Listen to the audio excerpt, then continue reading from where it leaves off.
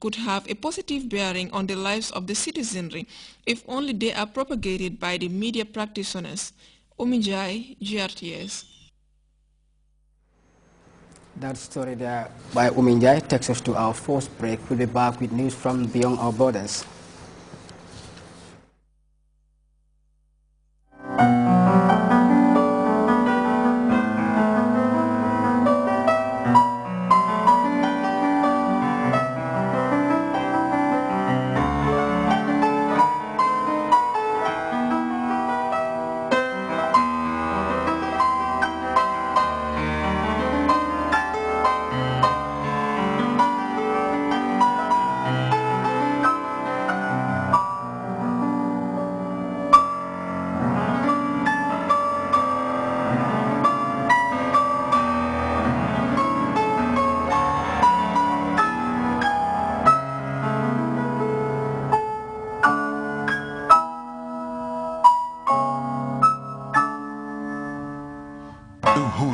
More than a tablet. RLG, proudly yours. Welcome back. Syria's president has asked the United Nations to prevent aggression against his country, but Washington has already pressed the pause button on U.S. military intervention. President Barack Obama says a strike on Syria is necessary, but he wants approval from Congress. That vote is expected next week, but no matter how it goes, President Obama could still decide to go ahead with military action. Now, two influential Republicans are to visit the White House to discuss Syria with President Obama. Administration officials require other lawmakers to make the case for military action. Congress is currently on a break, but some members have returned to Washington. Dana Bass reviews the mood at Capitol Hill. Lawmakers emerged from a classified briefing intended to convince them to authorize force in Syria, supremely unconvinced. Republicans... The immediate district that I represent is do not do this, and I honestly didn't hear anything that told me I ought to have a different position.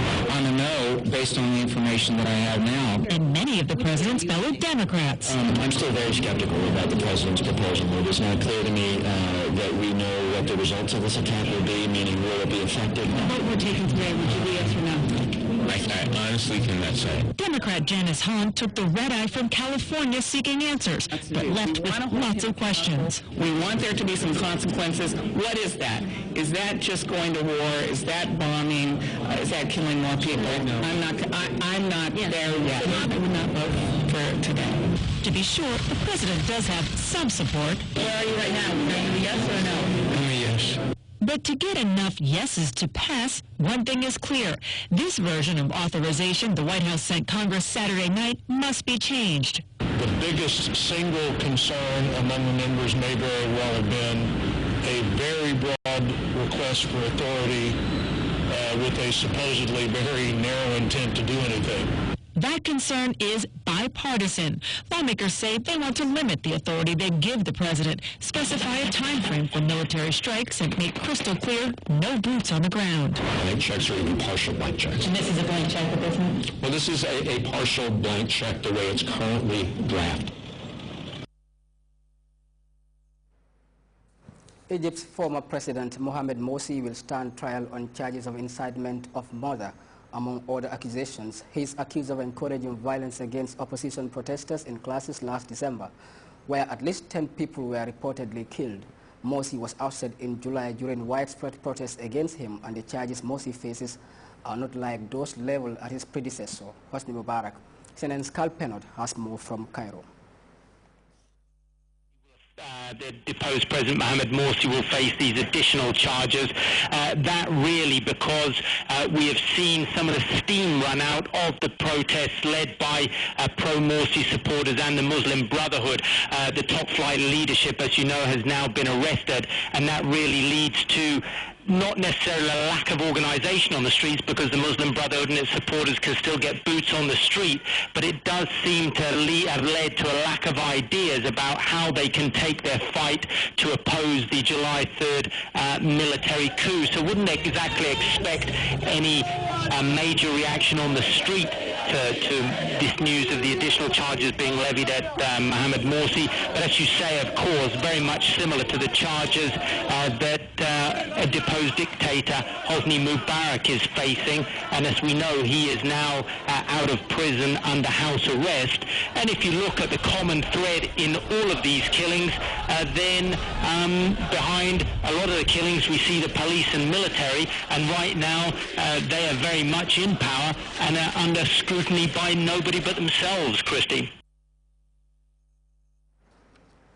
Now, tens of thousands of households are without electricity after a tornado hit Japan.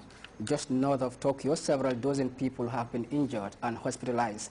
There was widespread damage to buildings and homes, and more bad news is coming out of Japan's crippled Fukushima Daiichi nuclear plant. Now, TEFCO, the company in charge of cleaning up there, has found a sharp spike in radiation levels in some pipes and tanks holding contaminated water. Now, in all, 4 hotspots were found, with the latest reading sharply surpassing the one taken just last week. More in this report. 50-foot waves engulfed Japan's northeast coast, destroying almost everything in their path. Almost 19,000 are believed to have died after the earthquake and tsunami of March 2011. The Fukushima nuclear power plant was crippled. 3 reactors suffered a meltdown, causing the world's worst nuclear disaster in a quarter of a century. But it's not over yet. This weekend, the operator of the plant admitted radiation levels near a water storage tank are 18 times higher than thought, at levels that could, in theory, kill an unprotected man in 4 hours. TEPCO only realized the spike when they started to use a more sensitive measuring device. The company is struggling to cope with hundreds of thousands of tons of highly radioactive water. The head of Japan's nuclear regulator said Monday, TEPCO has been dealing with this issue in a haphazard way, with stopgap measures. They're simply dealing with one crisis after another, so many things are missing from their overall plan. 2 weeks ago, TEPCO admitted 300 tons of radioactive water had seeped into the Pacific Ocean after leaking from a storage tank. The regulator wants hundreds of identical tanks to be replaced and admits some low-level contaminated water may have to be deliberately released into the ocean. An estimated 1.5 million tons of debris washed away from Japan after the tsunami. Some of that has reached US shores. A recent study predicts contaminated water could reach parts of the US early next year, but at very low radiation levels. We'll be back with the sports news after this short break. Stay tuned.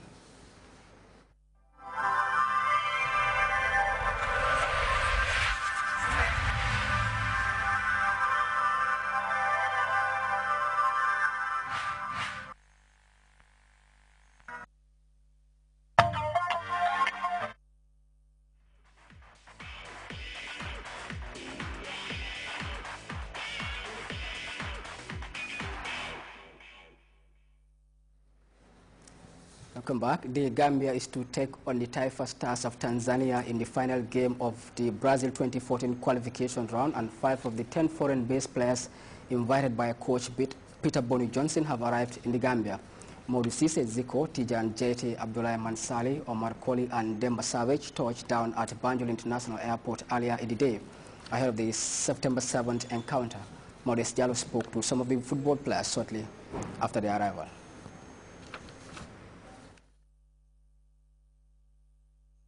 Foreign-based players been invited by Coach Peter Bonu Johnson, and as you can see, 3 of them have just arrived on board SN Brussels. We have Omar Koli, we have Abdoulaye Mansale, and then we have Demba Savage. Let's just hear what they have to say ahead of the Tanzania game. Starting with Ken Mansale. Tell us, how do you feel and how prepared are you for the Saturday class with the Taifa Stars of Tanzania? Oh, well, first of all, I'm going to thank, the fans and, thank everybody, especially you guys. And, it's unusual. We usually have this kind of thing, you just arrive, like they treat you as a professional. Like, right now, we just see it, like we got the TV and everybody is looking and, so us, like, we are ready, So as from you guys telling us, like, you guys are ready, so us, we have, prepared, So if you see we leave our teams, prepared to just come, to show, like, the love of our country, because this game is so important to us, So which even you leave in your team, it's just like his last game doesn't mean like you know, you're just like you're just gonna go play for fun, because you know we know how important